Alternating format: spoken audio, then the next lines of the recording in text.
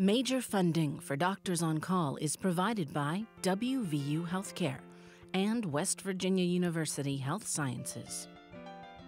The Law Works is made possible by major grants from the Office of the West Virginia Attorney General and from Software Systems Incorporated, a West Virginia company which provides high-end support services, programming, and consulting for county government AS400 mid-range computer systems as well as PC-based systems. And by a grant from the West Virginia Bar Foundation. The West Virginia Bar Foundation, the philanthropic organization for West Virginia's legal profession and justice system, promoting public knowledge of the law in West Virginia. Closed captioning for The Law Works is made possible by a grant from the Monongalia County Bar Association to support legal information and education for all West Virginians.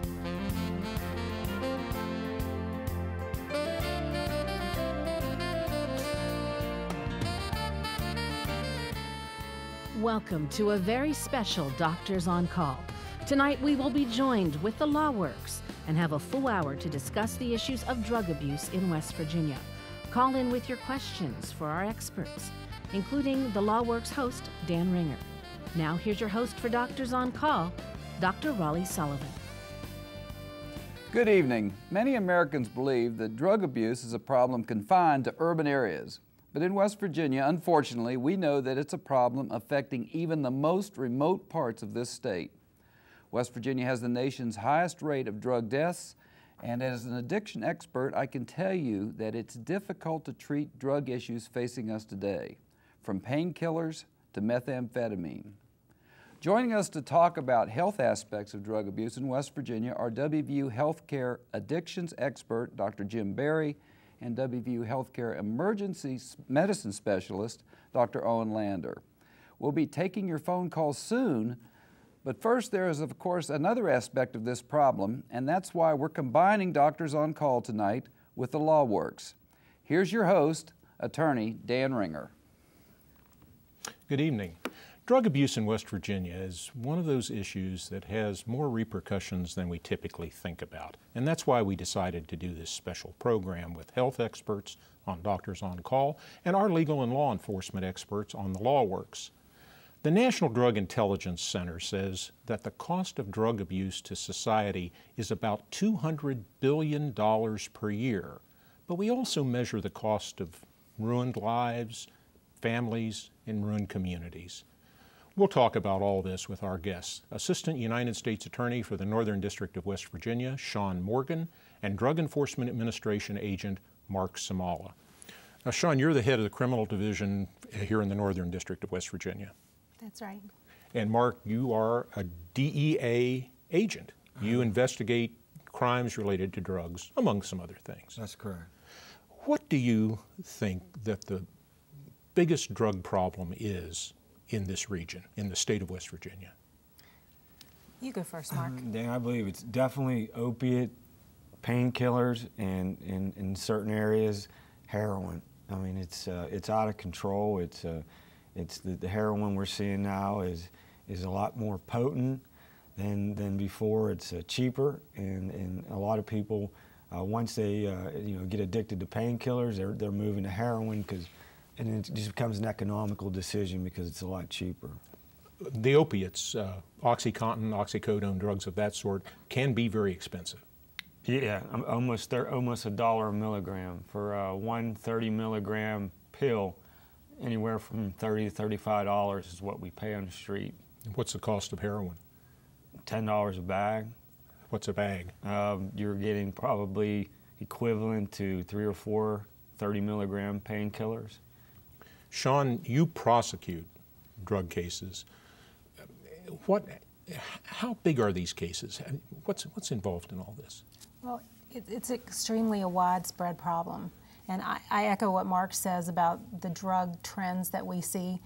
In addition to prescription pill problems and heroin problems, there are pockets of West Virginia where we see lots of methamphetamine, and in our more urban areas there are still places where you see abuse of crack and powder cocaine. But in large part, heroin and prescription pills are really the biggest problems that we see from a law enforcement perspective. Well, we've got something special for our viewers tonight. Let's have Raleigh tell us about that. Thanks, Dan. Well, we're going to take your calls here in a moment, but first, here's another chance for you to get involved with the program. We want to hear from you tonight, so what we're going to ask you to do is be part of a poll. Tell us what you think the biggest drug problem in your community is. Opioids, methamphetamine, bath salts, heroin, alcohol, whatever. Let us know. It's easy. You can answer using your cell phone and a text message. Send a text to the number 22333, then fill in the code for your answer. You can see them on the screen now, or visit our new Facebook page and click on the link. We'll show you the results here before the end of this show. Okay. Well, whether you call them opioids, painkillers, or oxys, these are substances that are being abused by people in all walks of life. So here in a moment, I want to give you a background report.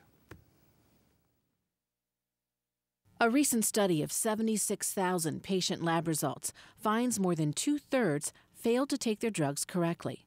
And a great number of the prescription drugs are ending up on the black market, especially the painkillers. Government health officials have said enough painkillers were prescribed in 2010 to medicate every American adult around the clock for an entire month. The Centers for Disease Control reports prescription painkillers cause more drug abuse deaths than cocaine and heroin combined. And it's an equal opportunity killer.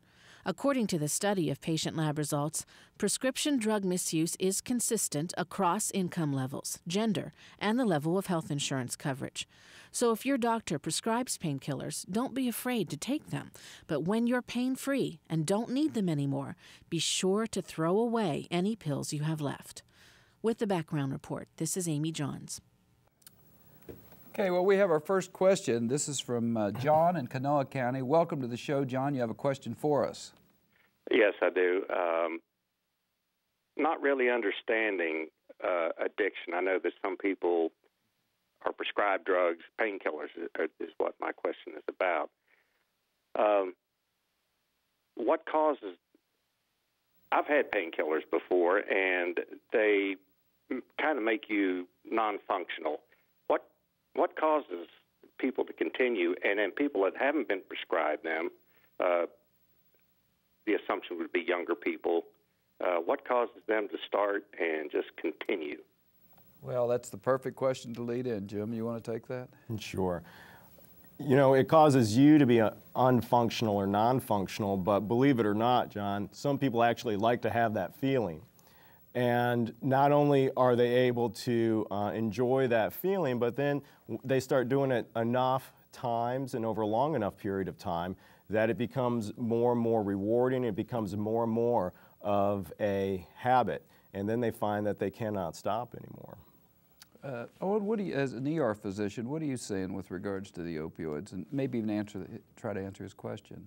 Sure, I would echo Dr. Barry's sentiments about the response of different people is different to these drugs. Certainly when people come in acutely leg fractured, we give them opioids for the pain, and they don't get what people think of as high. They don't act like they're feeling great. But the people who are exposed to them with less pain or continue prescriptions after their pain has started to resolve, they start to feel the euphoric effects or feeling happy or better about themselves. And that's when they start to get into this repetitive pattern. Yeah, I think it would be hard to overstate how good the opioids can make you feel if you're taking them just for recreation. They're very seductive. Let me pitch this back over to Dan and see what the lawyers have to say. Raleigh, all of us here on the LawWorks set interview defendants in criminal cases who have been involved with opioids. Shawn, you as a prosecutor, Mark, you as a police investigator, and I as a defense attorney. What are people telling you gets them involved with these things? Sometimes it's just a sense of experimentation, and they get started down that path of thinking, well, I'll have a drink of alcohol and then that's okay, so I'll try marijuana and see how that makes me feel. Next, I'll try some cocaine, maybe I'll try some ecstasy, maybe I'll try some heroin, maybe I'll try some pills. and it just mushrooms to sort of a lifestyle. Is that consistent with what you're hearing, Mark? Yeah, that's very consistent and exactly what, you know, and we talk to a lot of people, and it's, the story's usually the same, and I tell it to people all the time. You know, it's just different characters. I mean, you just, they're always telling you the same thing. You know, they started by experimenting with marijuana, and then they're at a party and someone tries to convince them, hey, why don't you try one of these pills? And next thing you know, they're taking pills on a regular basis, and then now they have a problem and it's hard to shake, and then again, they're moving to things like heroin and harder drugs.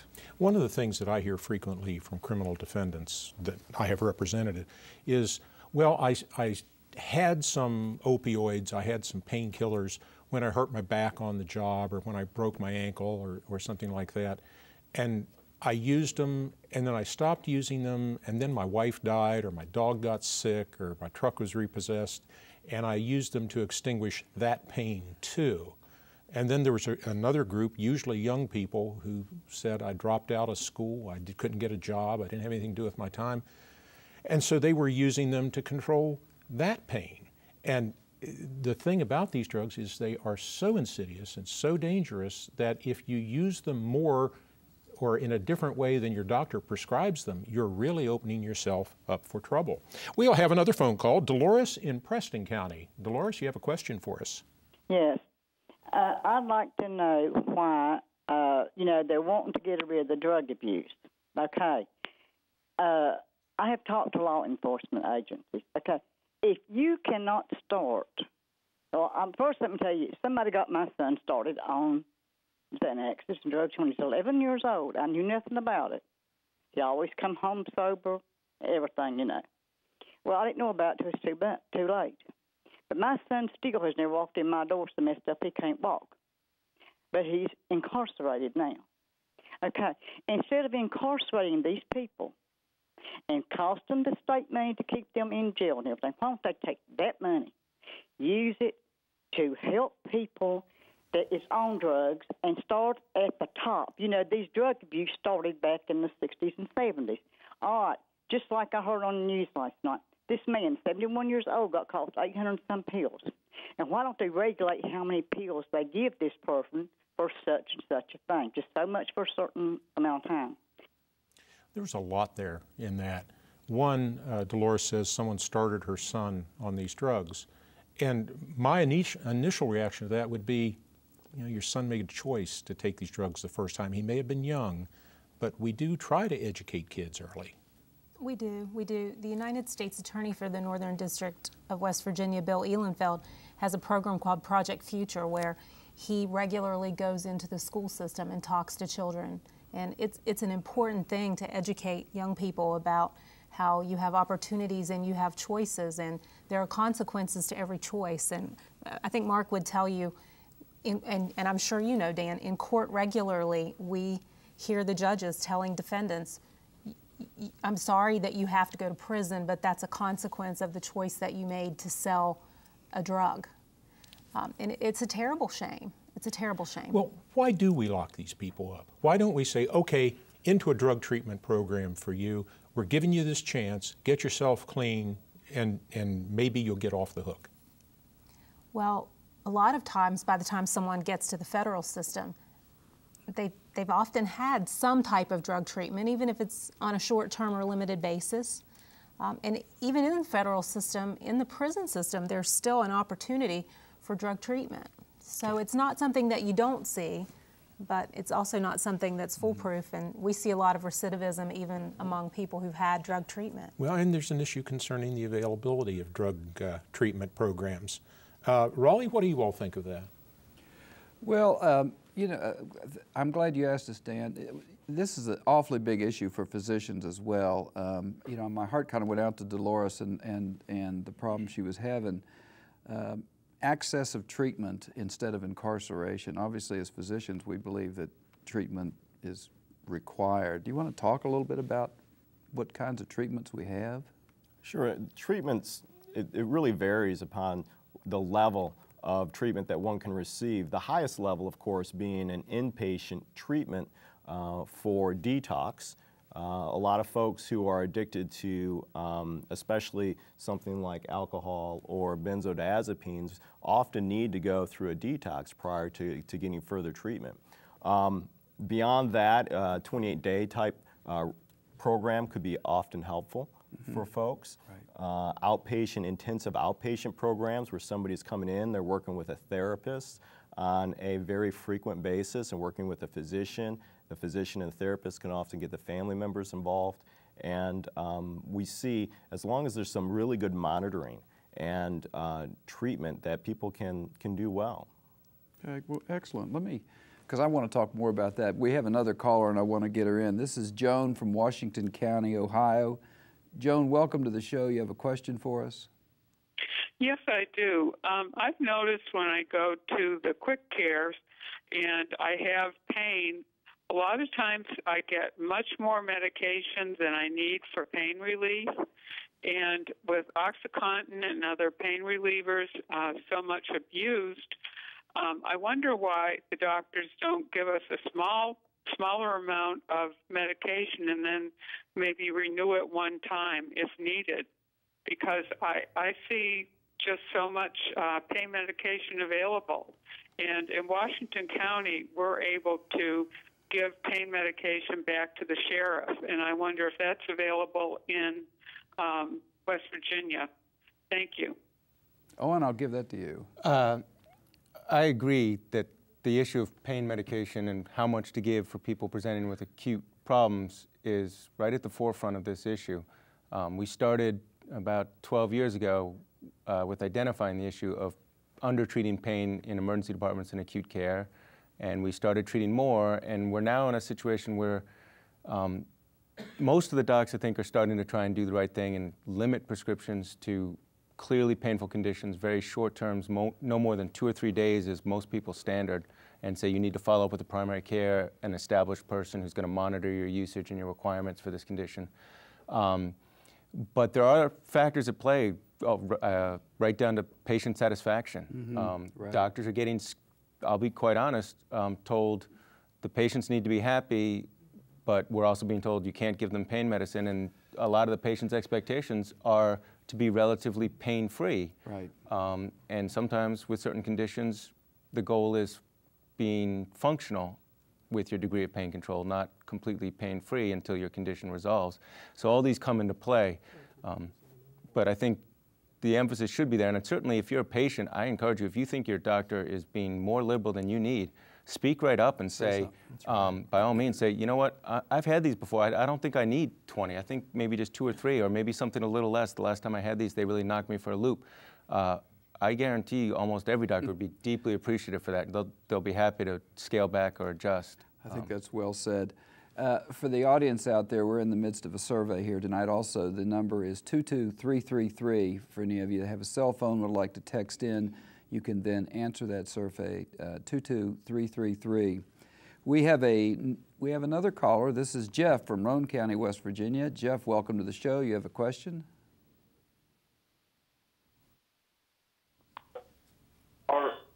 Are doctors really, how are doctors held accountable for a lot of this stuff? Because it seems to me like it's fueled by the pharmaceutical companies.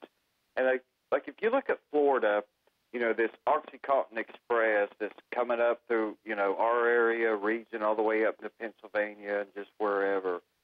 It seems to me like a lot of this is fueled by pharmaceutical companies that, you know, I mean, it seems to me like they're legal drug dealers. And I had a case where I work construction, and I had a minor back pain, and I went to a doctor, and instead of doing x-rays or any tests, wrote me a 2-week prescription for Cadean, I believe is how it was pronounced. I didn't know what it was, so I got the prescription and had to show my ID. I got it home.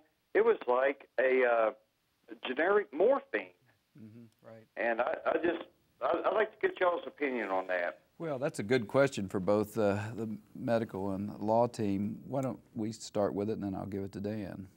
Who would like to answer it? You know, kind of playing off of what Owen had mentioned earlier, is the temptation often from the doctor is to really treat pain, which is a really good temptation to have, of course.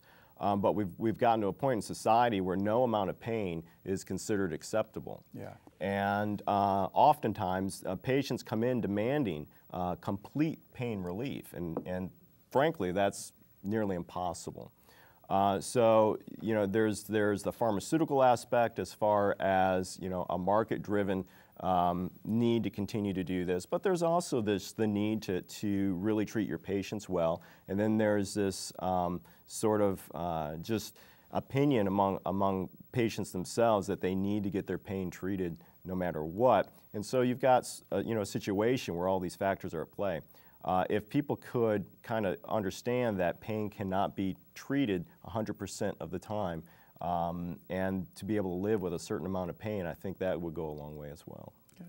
One other thought on that about the question of doctors being held accountable. I firmly believe that, and most of my colleagues do, and I think that's borne out in the fact pretty consistently we find that you look at for example, the DEA statistics, about 80% of narcotic pain medications are written by 20% of license numbers in this country. Now, some of them are people who specialize in pain control, so they're going to have a disproportionate amount, but the fact is we have a small number of people who, for whatever reasons, whether it's active willful misdirection or just being naive about the practice patterns or so on, but it's a small percentage that are the source of this, and then mix in with that the fact that more than 50% of people who use these pain pills inappropriately or not as prescribed don't get them from a doctor, they get them from an acquaintance or a friend. So there's a lot of shuffling that goes on from a point source. All points well taken. Dan, what do you think? We did a program here on the LawWorks just recently with Fran Hughes, who is a senior deputy Attorney General in the West Virginia Attorney General's office. I would invite for you to search for that on YouTube. If you have the opportunity, just search for the LawWorks and then Hughes, H-U-G-H-S, H-U-G-H-E-S, for Fran Hughes as the guest, and you'll find that program. She had some interesting things to say about what the state of West Virginia is doing to try to control the pharmaceutical companies and the pharmacies that are receiving and then prescribing hundreds and hundreds of pills, and some really remarkable statistics in that program. But it's not just the state of West Virginia who's trying to shut these things down. The federal government's doing that also, Shawn. When we were listening to the doctors talk, Mark and I were talking about a different population that is at issue here, and I think he has a great point. I think that a lot of people forget about, what about the person that is in no pain at all and just goes to the doctor and gets prescriptions to make money from them, to sell them. And there's a lot of people that do that. There's a lot of drug dealers who recruit people. If they know they've been in an auto accident, or they know they've been hurt at work, or they know they have an MRI that shows some problem, they'll go to those people and offer them money and say, hey, look, I'll give you $500 if you come with me. I'll take you to the doctor, I'll pay for your visit, and when you come out, I'll give you more money once you give me your prescription, and we'll go get it filled, and I'll pay for that. And so, and it's all about making a buck, because again, if you get a prescription, what's a pain prescription, $10 or less, and you sell it for $1 a milligram, and let's say you have 90 pills in a bottle, and you sell it for $30 a pill, you do the math, and that is a lot of money to make in a month's time, more than what most people make working 40 hours a week. And there ought to be a law against that. And there is a law against that. Unfortunately, we'd like to have some more resources to be able to enforce that law.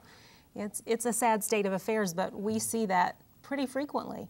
And to address one other thing the caller said, there is a very small subset of medical providers who do that for the money as well. We've been very blessed in this jurisdiction that our doctors, generally speaking, do not have that situation, but we often see the OxyContin Express, where there have been medical providers who facilitate the pill mill, if you will, and write prescriptions for people that clearly don't have a medical need. I've been involved in cases where the pills were coming out of Florida, out of Michigan, out of Pennsylvania.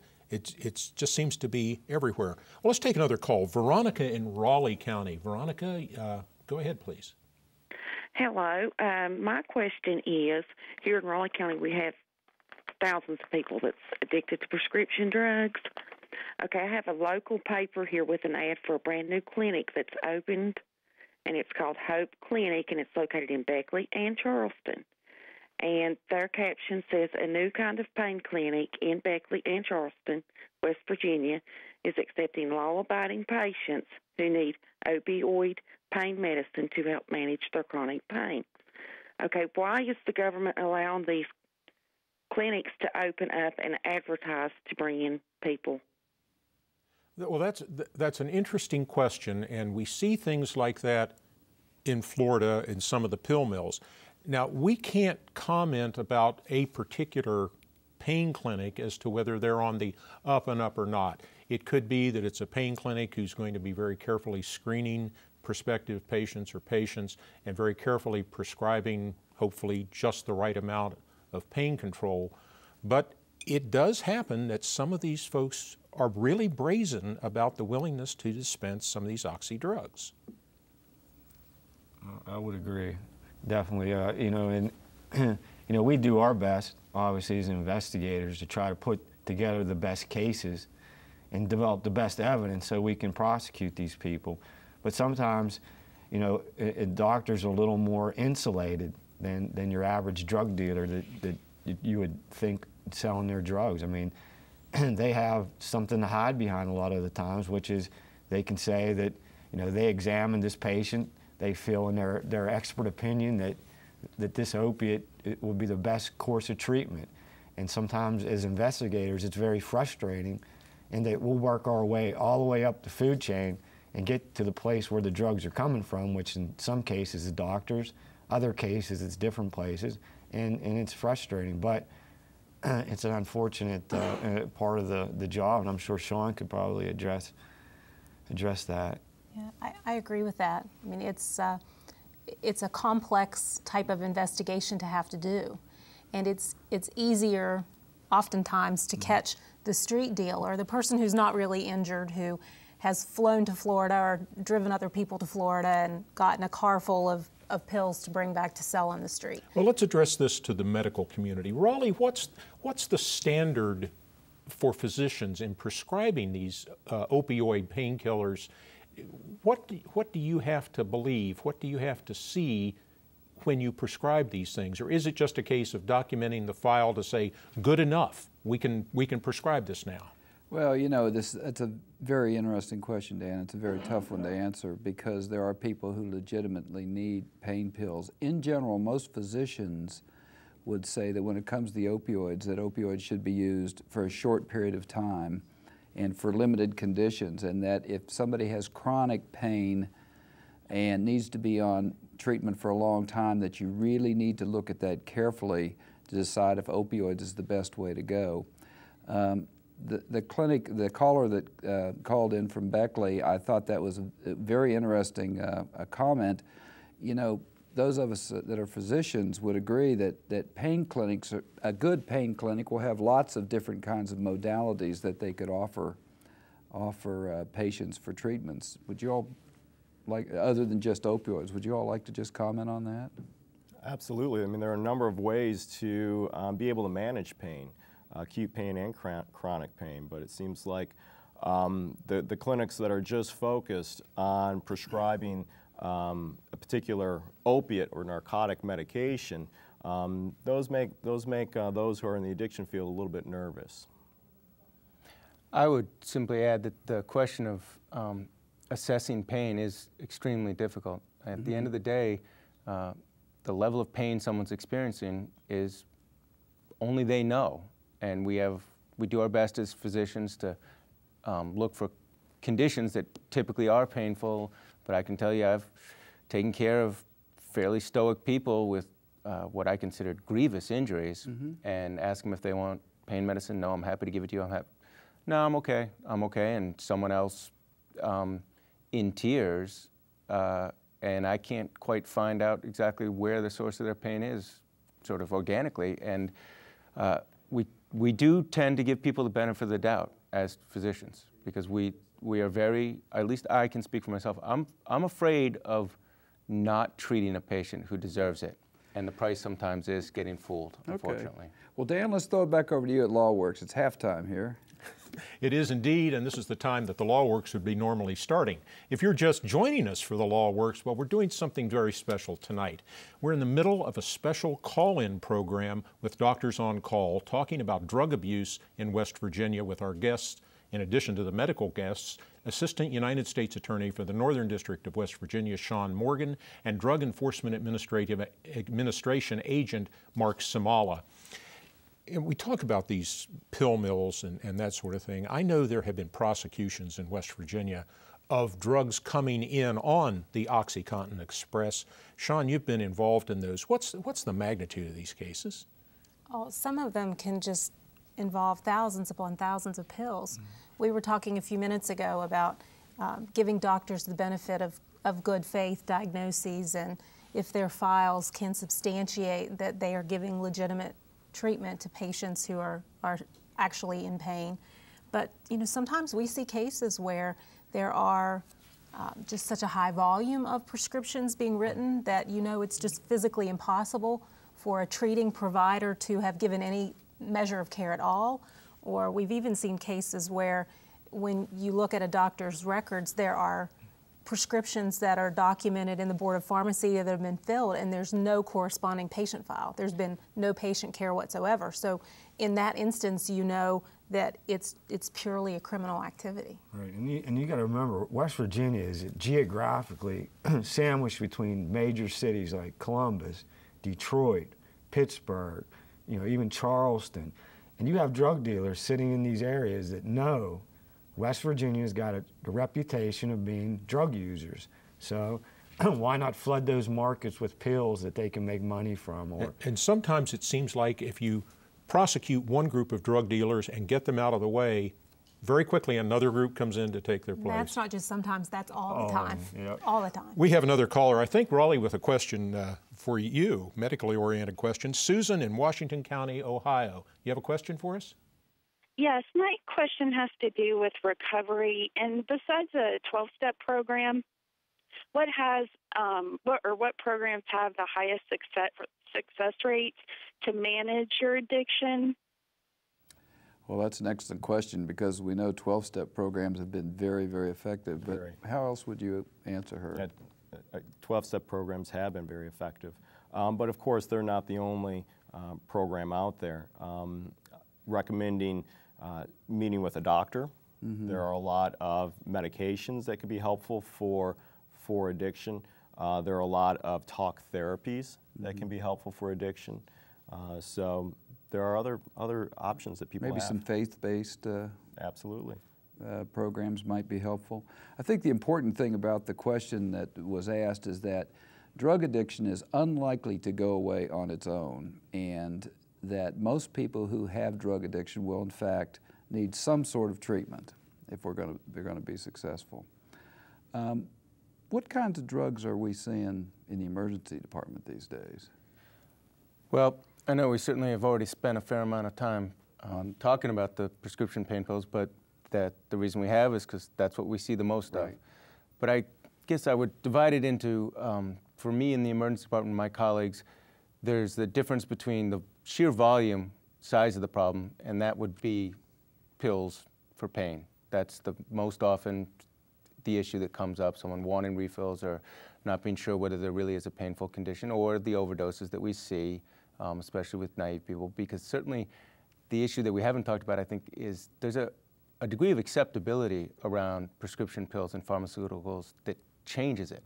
I mean, we see a lot of young people very cavalier about taking the pain pills from their grandparents or their parents' medicine cabinet. I think as recently as 2 years ago, there was upwards of 2.5 million people took a pain pill for a non-medical indication for the first time that year, which is something like 5,000 people a day trying it out just to see what it's like. So we see those pretty regularly. More dramatic would be the bath salts. That's been on the wane since some of the legislation and getting them off the shelves and so on, but we still see them, and they present fairly dramatically. But right now, those are the two biggest. Yeah, I may want to come back to the bath salts. I have another caller, though. This is Paul from Marion County, and I want to get Paul on the show. You have a question for us? Good evening. Yes, I have a two-part question. One is, how many methadone clinics are in the state of West Virginia, and why do they seem to be able to pass out drugs discriminately? They don't seem like they have anybody watches over them. I've known people that have went in there, and after a two or 3 year period, still take methadone, still is given it to them. The only difference is it's increased. And second part is, how many empty beds? How many beds do we have in the state of West Virginia in treatment? You know, that I get the impression from rescue people that, you know, there's one on every corner. I know from experience that it is hard to get in treatment. Yeah, let me address the first. I think there are 8 methadone clinics in West Virginia. I could be wrong. It might be 9, but I think there are 8. And for the rest of the questions, before we pitch it back to the law side, do you want to answer those? You want to take some of that, Jim? Well, ironically, the methadone clinics are one of the highest regulated clinics that we have.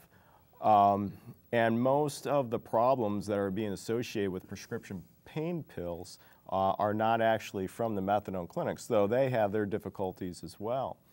I would totally relate to the caller's disappointment that the lack of available treatment in this state is pretty pitiful.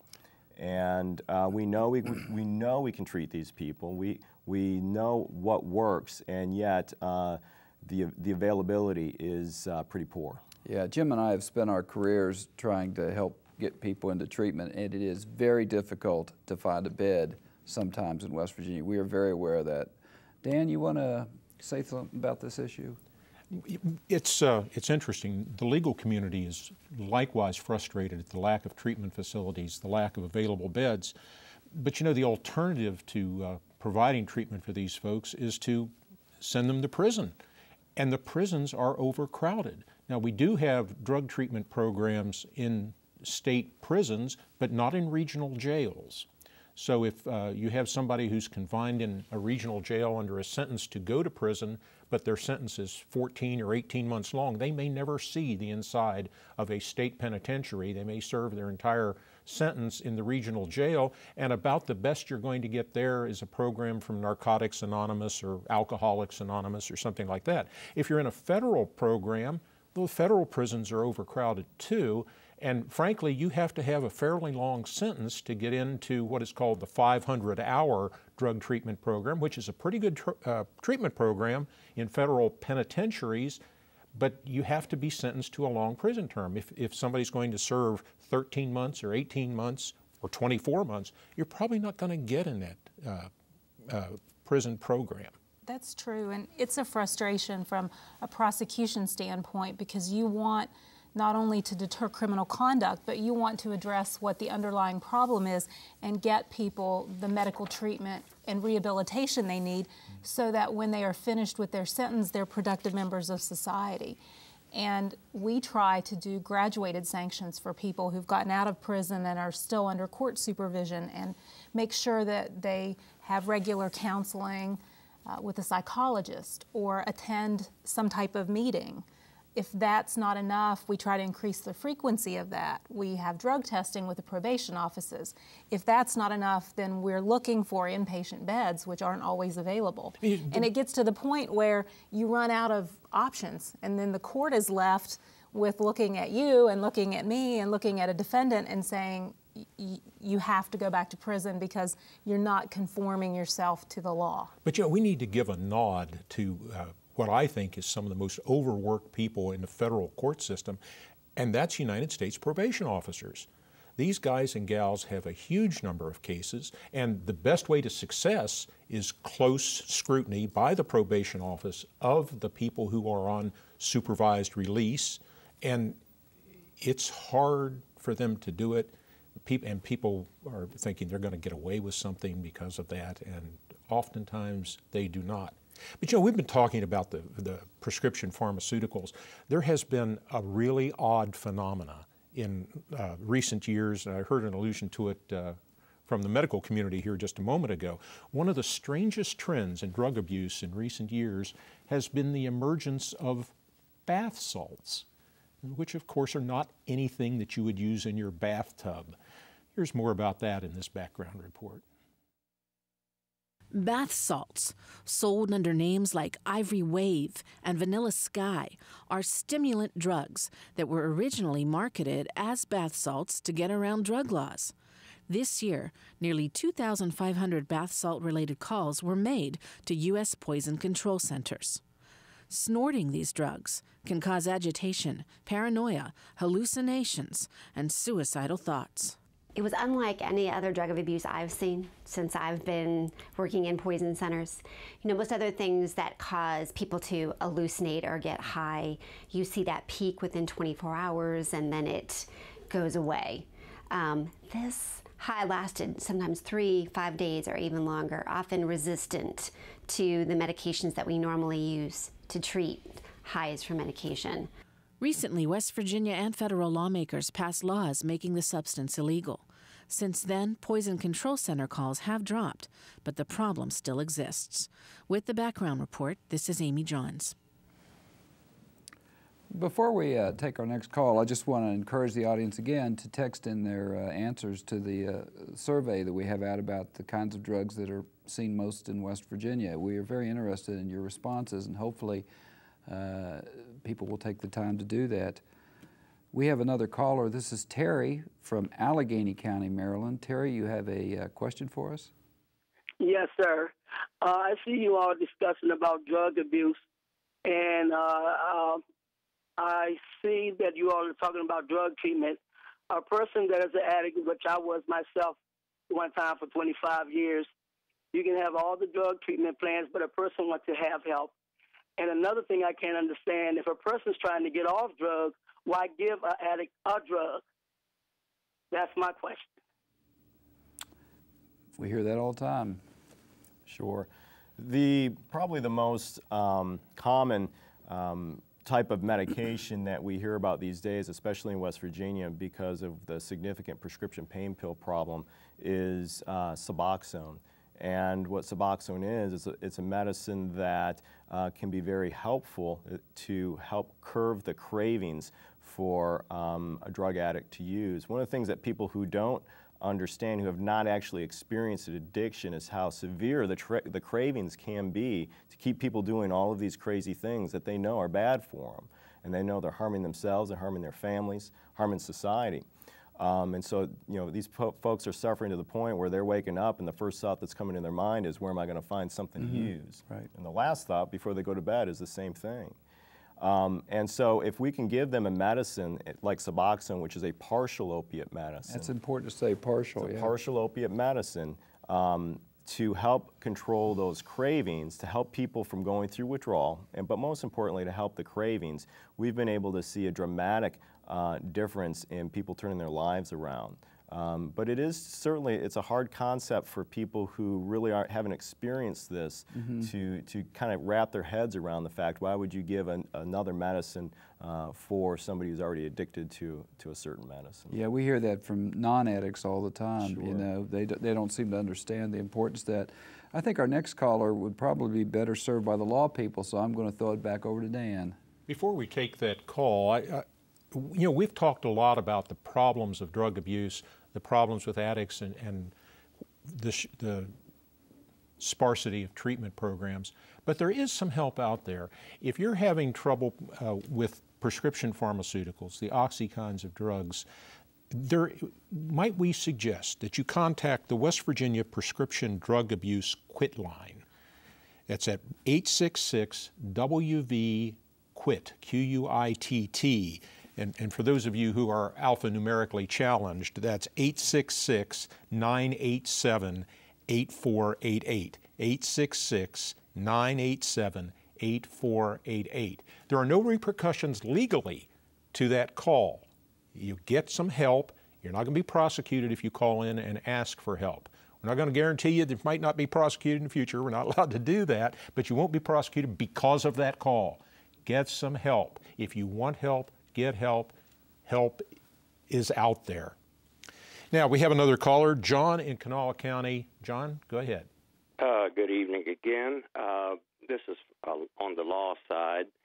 Have you noticed any reduction in the influx of opiates from the pill mills in Florida, since pressure was brought upon the governor down there a year or so ago to clamp down on these places? And also, has there been any kind of effort, probably from federal law enforcement since it's interstate, to take a look at the flyers or the carriers, mules, whatever you want to call them, that are on the OC clippers that fly cheaply between cities in West Virginia back and forth? Well, Mark, you're the DEA agent, the cop on the scene. Yeah, we do concentrate on, you know, a lot of things. Not only, you know, how these drugs, where they're coming from, but how they're getting here. But it's very difficult. You know, every person has constitutional rights. So as a police officer, I simply can't walk up to somebody because they're on an airplane and show them my credentials and escort them to a room and search them for drugs. So a lot of times what they'll do is they'll put it in, you know, they'll put their drugs, whether it's heroin or pills, and if they don't have a legitimate prescription for them, they'll put them in something like a condom and they'll swallow them, so that we could search them all we want and we're not gonna find it because it's gonna be in their stomach. A lot of people do that. A lot of people actually, if they go to Florida, have a legitimate prescription bottle in their name, and we simply just can't take that off of them. And then, of course, they have, some of these cars have compartments built in that open up electronically. I mean, these drug dealers, you're talking about a billion-dollar industry, and they have the money, more money than we have in our budgets, to outsmart us, to get drugs from point A to point B.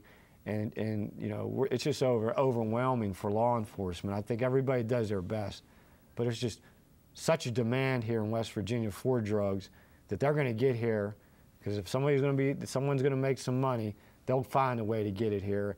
And we're not everywhere, and we try to do our best, but it's just very difficult. But that's not to say that there aren't prosecutions coming out of this, because Shawn, you and I have spent some time yelling at each other in courtrooms about some of these cases.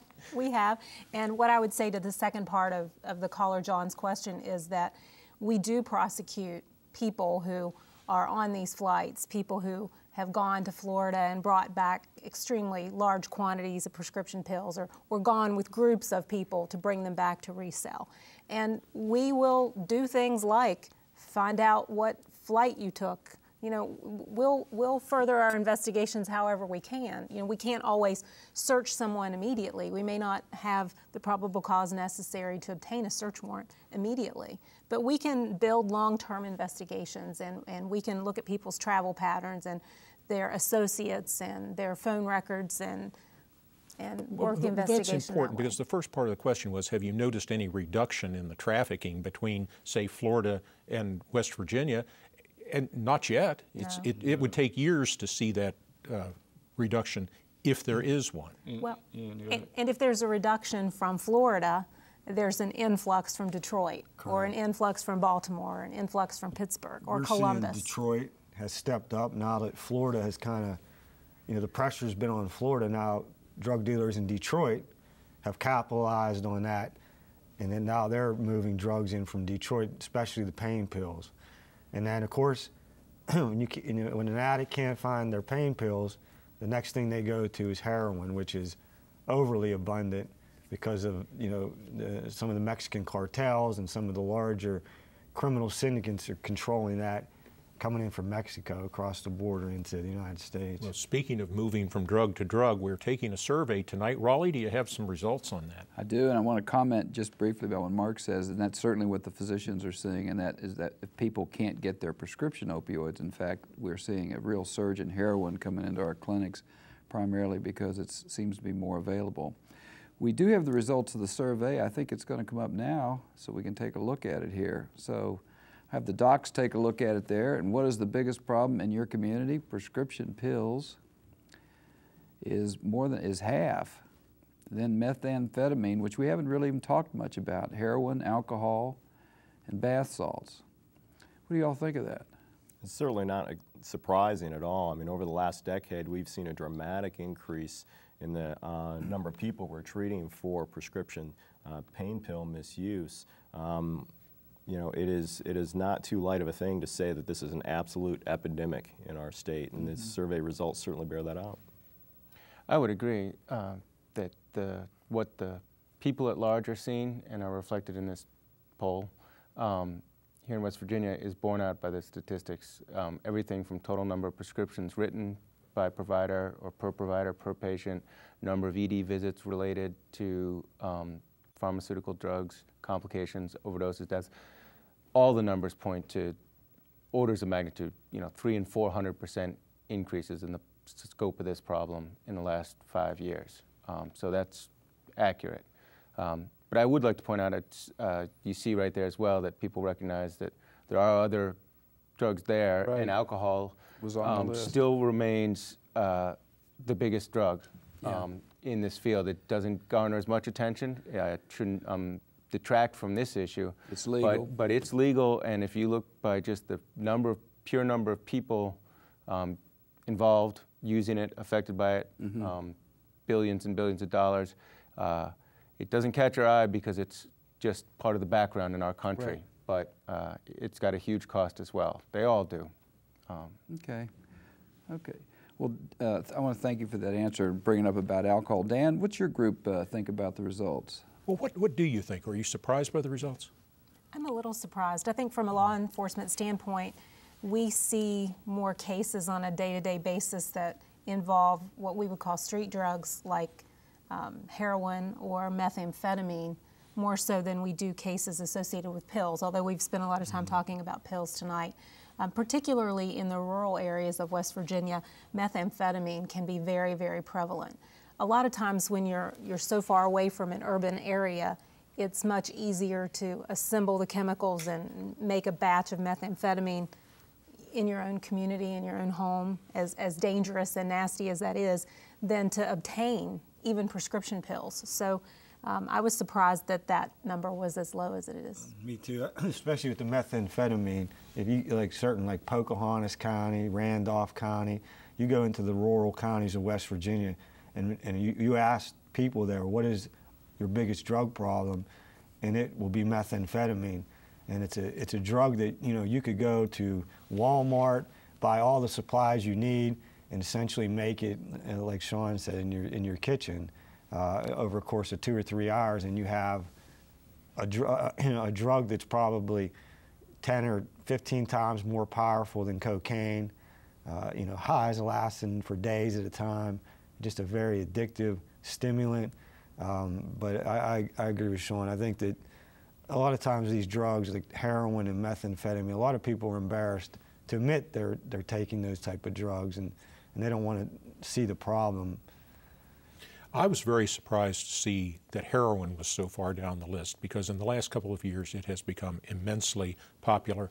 So Raleigh, it sounds as though maybe the medical community and the legal community have a somewhat different perspective on what the current big problem is. Well, you're absolutely right, Dan. Thank you for saying that, and I want to thank the callers who participated in the survey for contributing to the show. It has been interesting. The methamphetamine issue is one that physicians don't get to see as much because the patients, frankly, just don't come to see physicians that often. And we're much more likely to see people related to alcohol or opioids and that sort of thing. I think at this point, it's a good show. We've been talking about drug abuse in West Virginia with our guests, Dr. Jim Berry and Dr. Owen Lander. I want to thank you for being with us. If you'd like more information, see your family doctor or visit our website at WVUHealthcare.com. To stay up to date about Doctors on Call or to send us your suggestions or comments, like us on Facebook at facebook.com/DoctorsOnCallWVU. For Doctors on Call, I'm Dr. Raleigh Sullivan. Good night and good health. Dan, it's been a good show. I agree with you, Raleigh. We ought to get together and do this again sometime. I want to thank Shawn Morgan, the U.S. Attorney's Office, Mark Simala from the Drug Enforcement Administration. Thank you very much for being with us. Thank you also for being with us. Now remember the WV Quit line at 1-866-WV-QUIT, Q-U-I-T-T, or 987-8488. On behalf of the Law Works and Doctors on Call, I'm Dan Ringer. Good evening.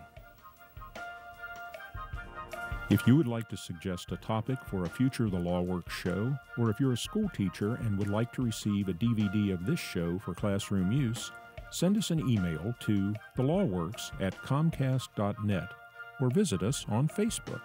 On the LawWorks website at thelawworks.org, you'll find a listing of recent The Law Works programs, additional information about this show's topic, and video of this and recent shows. You can also find the Law Works programs on YouTube and iTunes.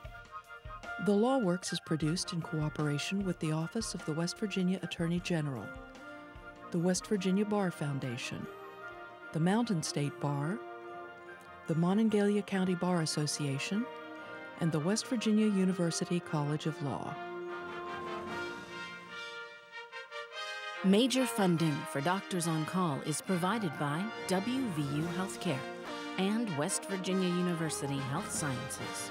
The Law Works is made possible by major grants from the Office of the West Virginia Attorney General and from Software Systems Incorporated, a West Virginia company which provides high-end support services, programming, and consulting for county government AS400 mid-range computer systems as well as PC-based systems. And by a grant from the West Virginia Bar Foundation.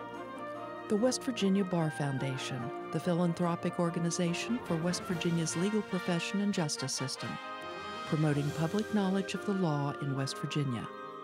Additional support for the Law Works is provided by the West Virginia Supreme Court of Appeals. From West Virginia Public Broadcasting.